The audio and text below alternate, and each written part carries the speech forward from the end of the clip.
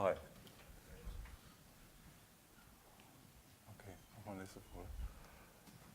this is my colleague Moritz Schlarb. My name is Scheffczyk. We are both from the University of Mainz, from the ZTV, the Center of Data Computing.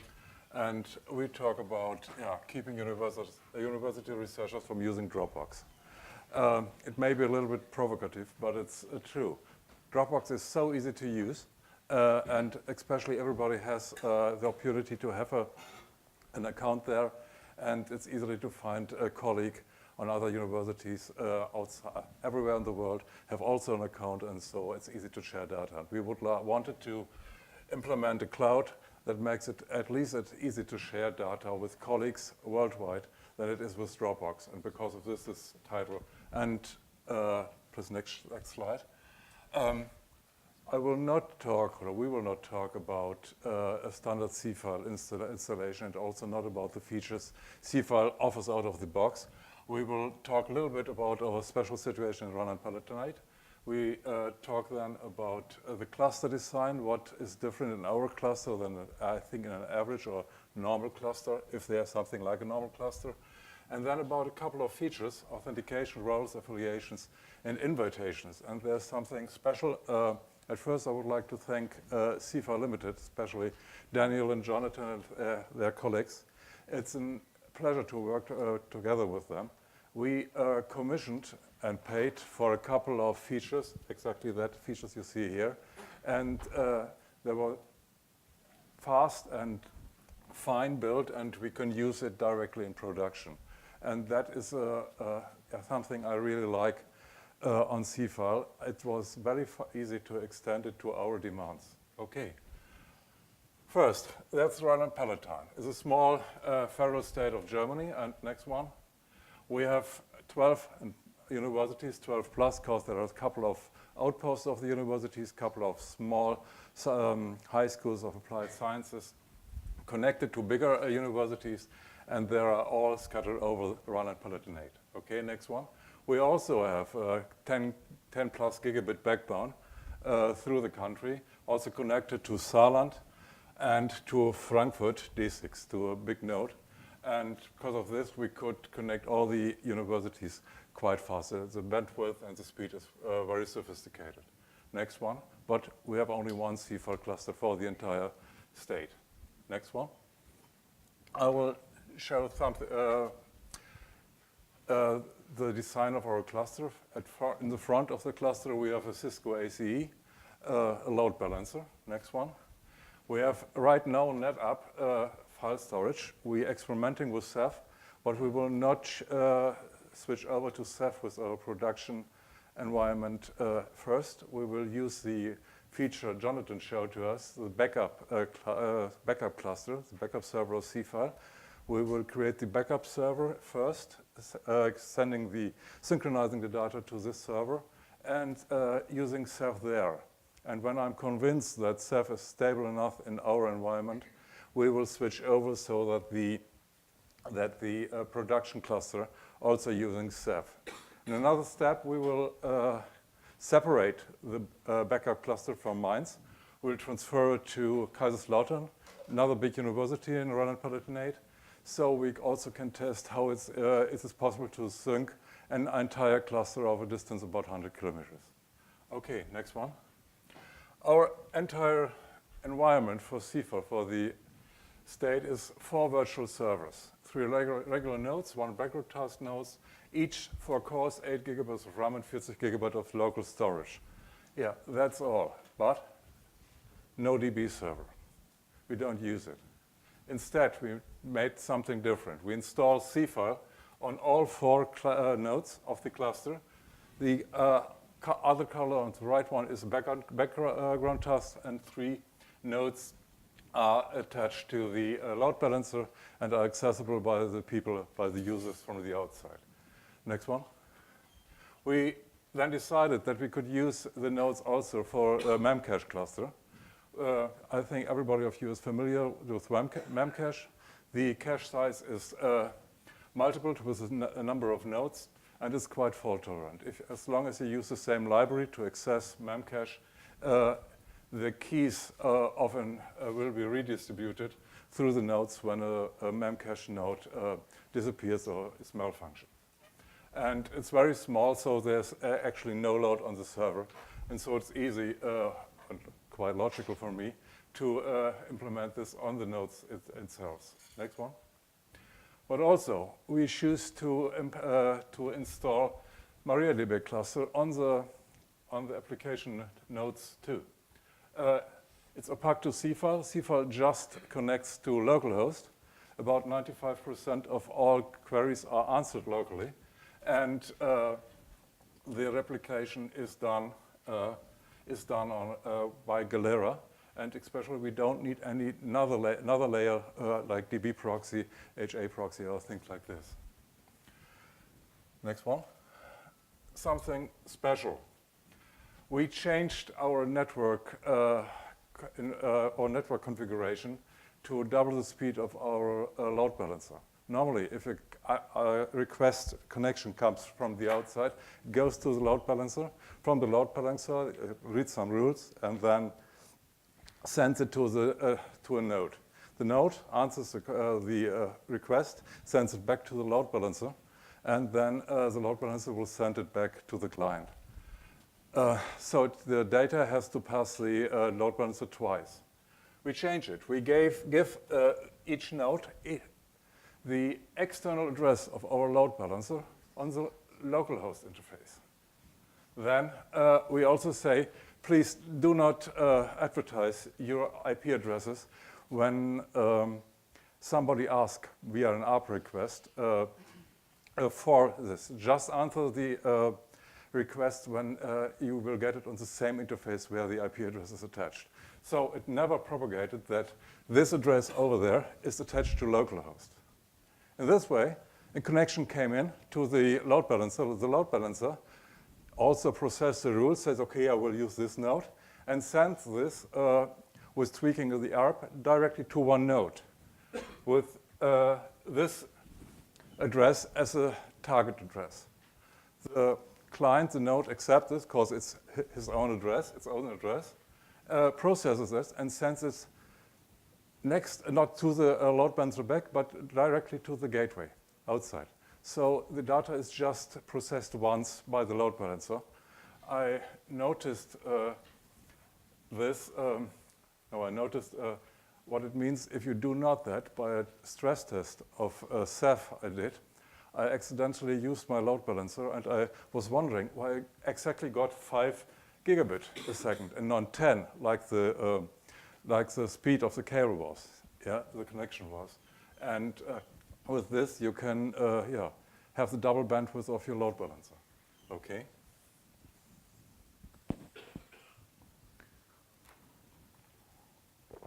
Next one. We also use Nginx and Apache together on these nodes. In another talk, we heard they're using Apache because of Shibboleth. That's true. It's quite difficult to deploy Shibboleth with Nginx using just a standard Nginx without custom modules. We decided we don't want to have the trade-off of using a slower Apache.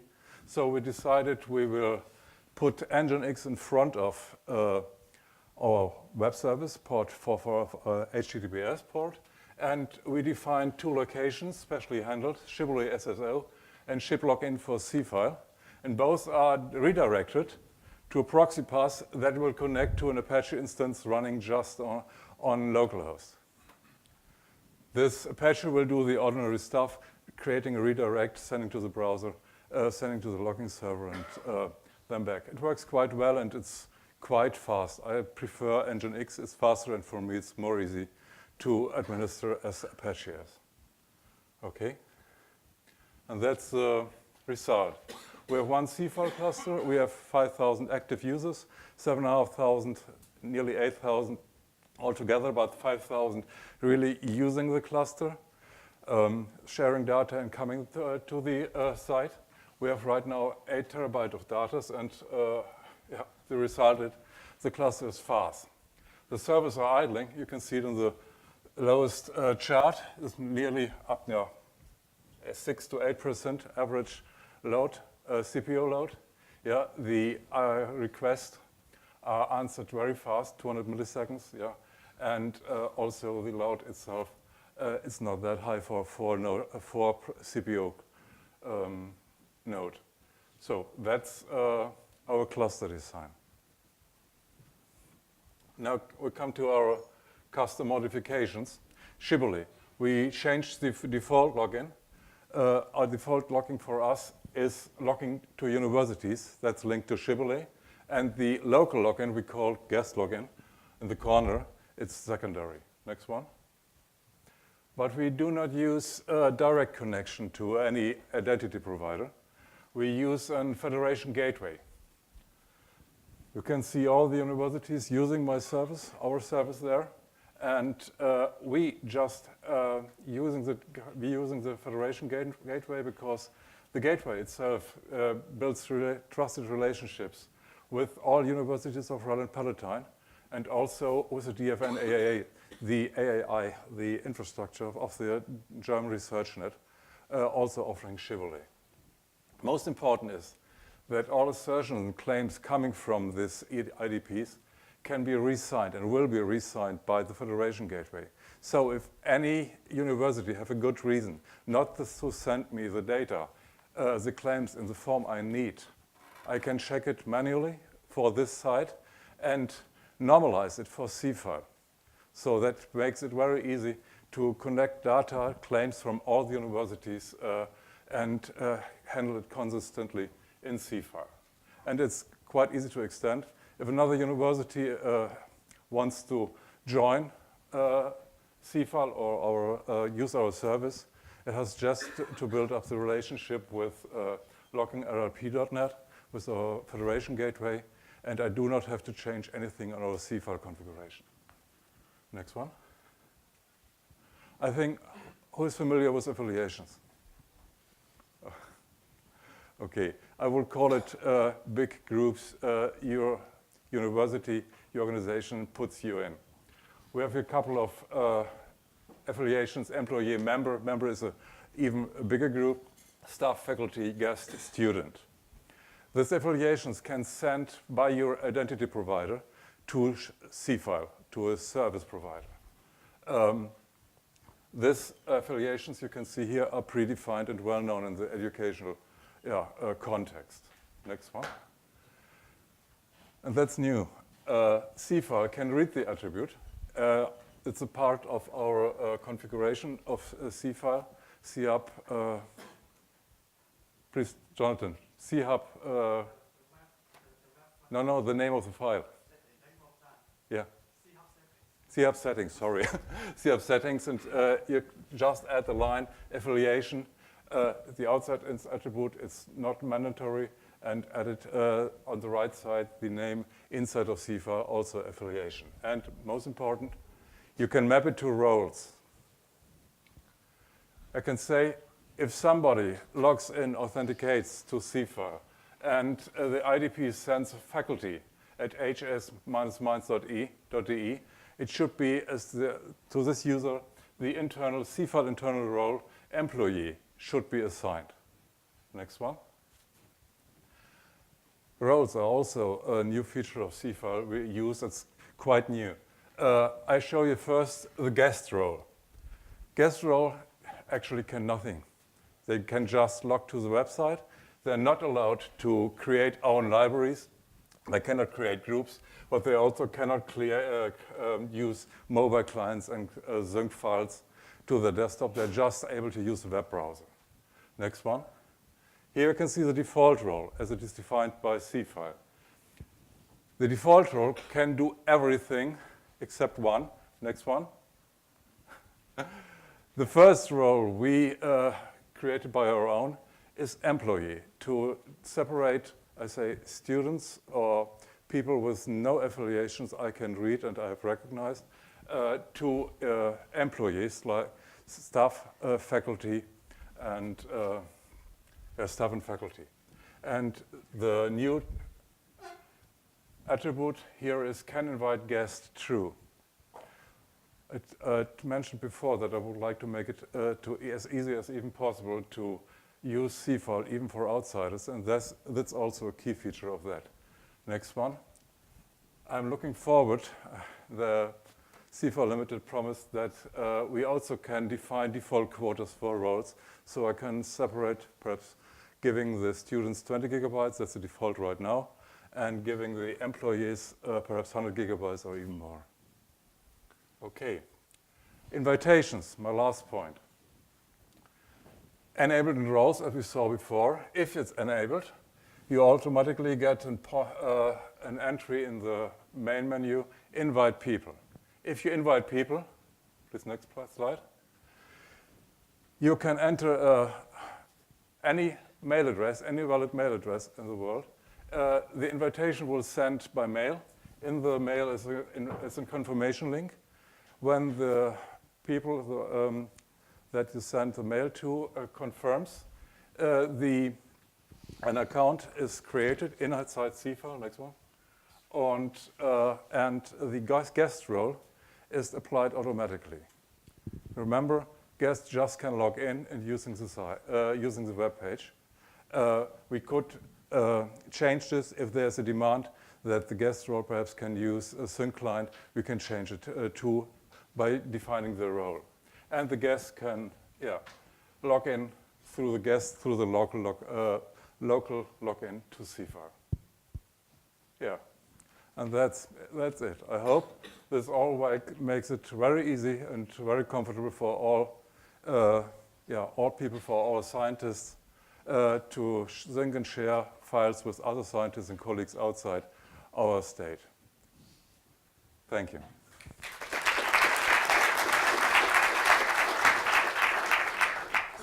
So thank you very much, Moritz, for your presentation. So any questions in the auditorium? Yes, thank you for that. You talked about the setup for the C-file, that there are 3 servers. Did you kind of automated this deployment of these 3, or is there or how did you? On the question hardware? Is, had I enough spare time to automate the process? No, I did not have the time. I would like to. Right now, it's just an ordinary standard server virtualized. That's automatic, but we install C-file by scratch. It's not nothing special there. Okay, thank you very much. Thank you.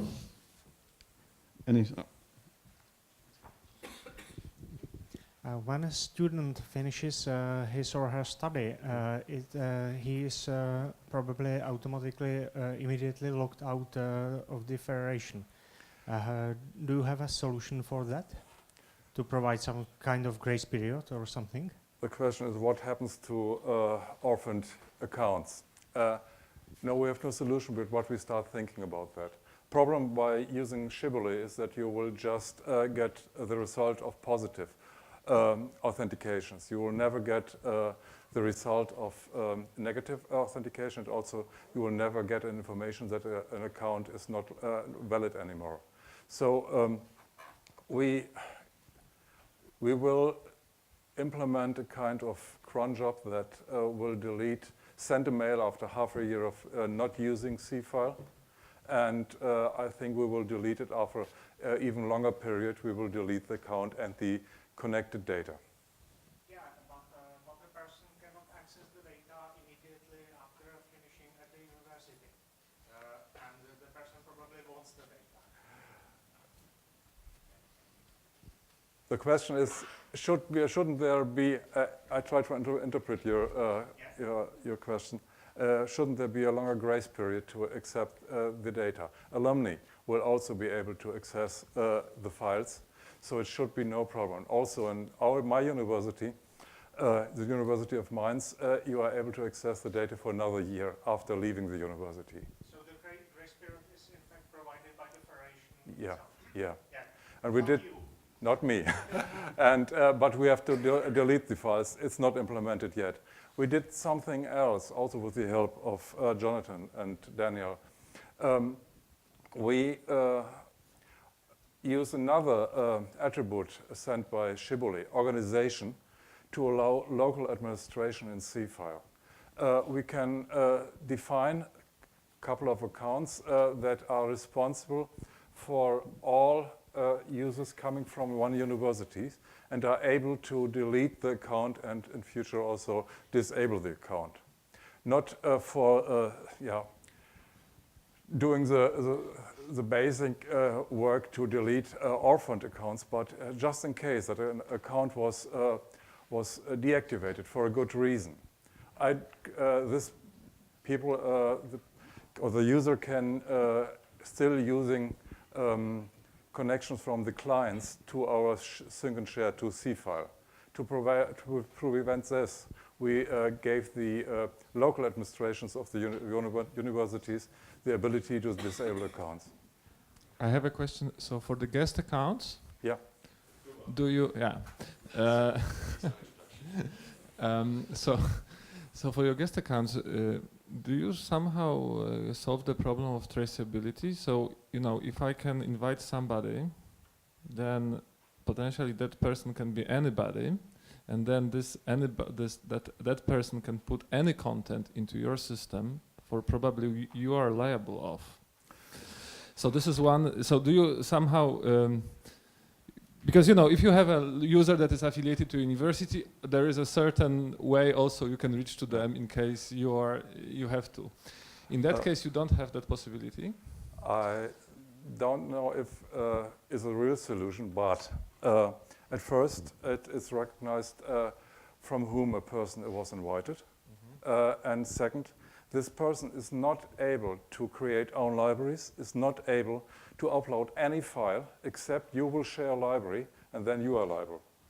Okay, so this is essentially like the upload folders that are shared via But link it's to personally. anybody. You can see if a anonymous upload folder, you cannot see who uploaded anything, a file. But here you can see that was a guest, and you can see the name and the date, and so it's quite better control. Okay, so another quick question. So in your Nginx configuration file, you had two locations for Shibboleth. Yeah. So the sync client uses the SSO login as well, or is it just for the web? Yes. Sorry the for sync being client, a bit the sync client using Shibboleth login as well. So thank you. There is a last question because then we want to move over to coffee break.